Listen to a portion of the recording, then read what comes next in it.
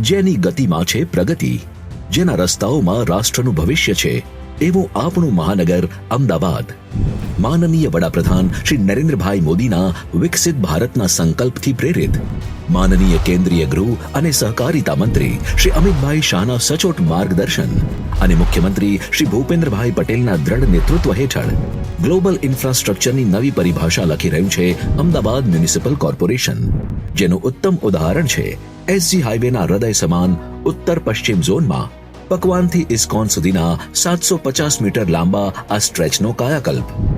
અહીં એક બાજુ ડસ્ટ ફ્રી હાઈવે, 8 મીટર પહોળો સર્વિસ રોડ અને સાયન્ટિફિક ટ્રાફિક ટર્ન્સ શહેરની રફતારને નવી ગતિ આપે છે, તો બીજી બાજુ 2.5 મીટરનો આધુનિક જોગિંગ ટ્રેક અને મનમોહક ફાઉન્ટેન્સ નાગરિકોને સ્વાસ્થ્ય અને શાંતિની ભેટ ધરે છે.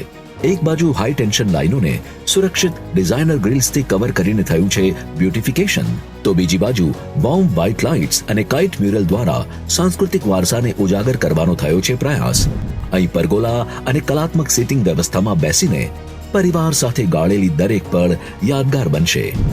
વિઘ્નહર્તા શ્રી ગણપતિજીની મૂર્તિનું અનાવરણ કરીને માનનીય કેન્દ્રીય ગૃહ અને સહકારિતા મંત્રી શ્રી અમિતભાઈ શાહના વરદ હસ્તે તથા માનનીય મુખ્યમંત્રી શ્રી ભૂપેન્દ્રભાઈ પટેલની ગરિમામયી ઉપસ્થિતિમાં ₹4 કરોડના ખર્ચે તૈયાર કરાયેલ એસજી હાઈવેના આઇકોનિક રોડના પાયલટ ગ્રીન સ્ટ્રેચનું લોકાર્પણ.